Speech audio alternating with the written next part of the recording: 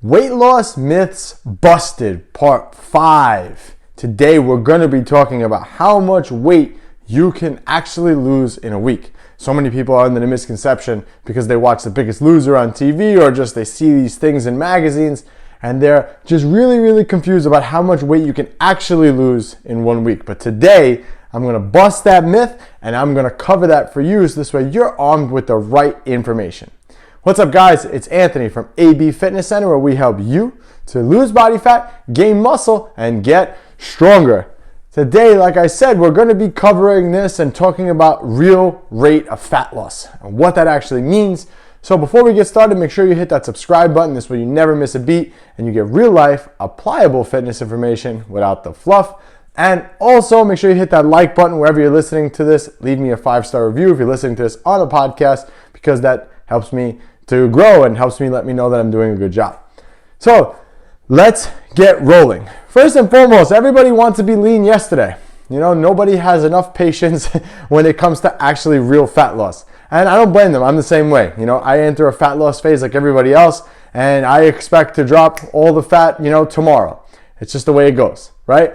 But we have to really slow down our roll when it comes to, understanding true progress with fat loss. So you have to remember that. So this is 1 pound of body fat. I know it's nasty, it's gross, it's got the red blood vessels through it, it's nasty. But in 1 pound of body fat contains about 3,500 calories.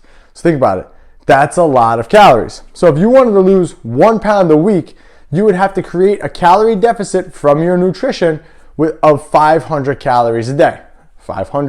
A deficit of 500 calories a day times 7 days is 3,500 calories a week.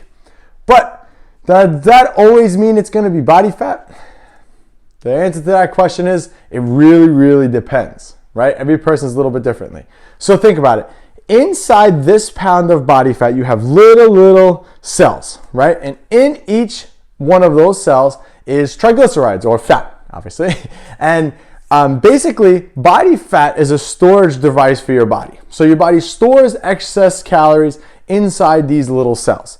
Now, these little cells actually never get destroyed. And they just actually shrink. So let's just say the cell is this big. Again, I have to make this as simple as possible. So let's just say the cells are this big, okay? And from dieting, your body takes the fat out of the inside. Now there's nothing in it. So your body's gonna shrink it down a little bit, and it'll shrink it down to maybe that size. And let's just say it shrinks down to that size, okay?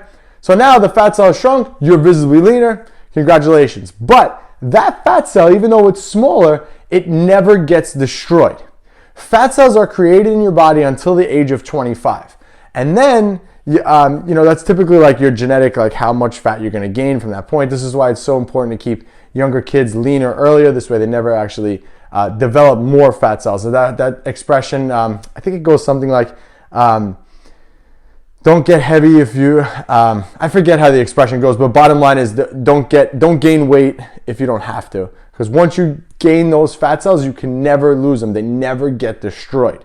You gotta remember that. They never get destroyed, they just shrink down. This is why it's so much easier to regain weight, because those cells never left. So if you never have to get fat in the first place, don't, because those fat cells will not go anywhere. They'll just shrink down, like I said, when you get lean.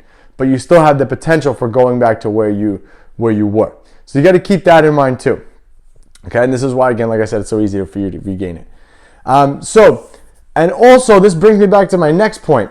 This is why it's so important to make nutrition and fitness part of your life and not the other way around. This is why you have to develop lifelong habits when it comes to the nutrition, because the more you make things a habit, the more they're gonna stick long term, and the easier it's gonna be for this little fat cell to not become a bigger fat cell, okay? And not become full again. We want it to stay small. So that's why it's so important to really focus on making fitness a lifestyle and doing lifelong habits. And that's why what I preach with all of our clients is, habits that they're gonna take with them long term, whether that's increasing their protein intake, looking at food differently, understanding food labels, understanding what a carbohydrate is, what a fat is. This is why this is so important to understand that, and the general rules of nutrition apply.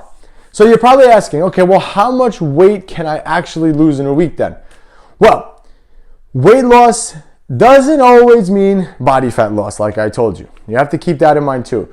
When the goal is to actually transform your physique, we're talking about actually losing fat. Okay? This stuff. We're not talking about just losing weight on the scale, which is a very, very different thing.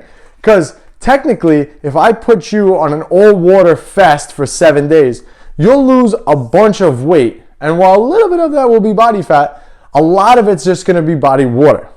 That's not the same thing as actual pure body fat loss. So you have to keep that in mind as well. So this is the rate of fat loss. You ready? Let's drum roll. Okay. So the general rule, again, this is a general rule because everybody's different. This is for a pure fat loss, but every person loses at a little bit of a different rate. Okay. So for men, we'll start with men.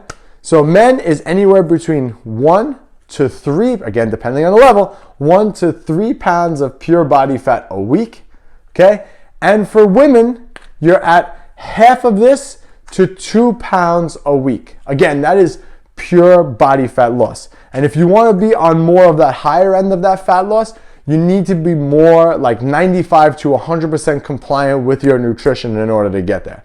If you're like 65% on track with your nutrition, then be prepared to lose on that lower end of it. So that is the proper rate of fat loss, guys. As you can see, this is definitely a marathon, not a sprint. Fitness is not easy, and this is why not everybody walks around lean, because it's hard. It's hard, and especially when 70% of your results are going to come from what you eat. You're all day long you're going to be faced with making a constant choice of, do I do good? Do I do bad? Do I eat this cookie? Do I not eat this cookie? Do I stay on track? Do I not stay on track? Whereas if the results came strictly from the gym, even if you didn't want to go to the gym, but you force your butt there, you get there, you do the work, you leave, it's over, you don't have to worry about it. Like I said, but the nutrition is all day. And that's what makes this process so difficult. So now, with this in mind, you could set a realistic goal. Let's say you realistically want to lose 10 pounds of pure fat.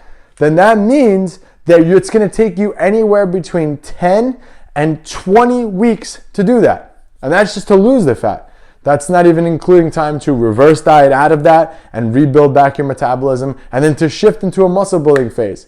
So, and I talk about the different phases in another video on here, so I'll link that somewhere over here so you can watch it as well. So keep that in mind. That is the real rate of fat loss. For men, 1 to 3 pounds a week of pure fat. For women, half a pound to 2 pounds. And again, if you want to be more on that higher end, you have to be about 90 to 100% compliant with your diet. All right, guys. Hope you like this series. Make sure you give this a like, hit that subscribe button, comment below, let me know what you think, and I'll catch you guys on the next one.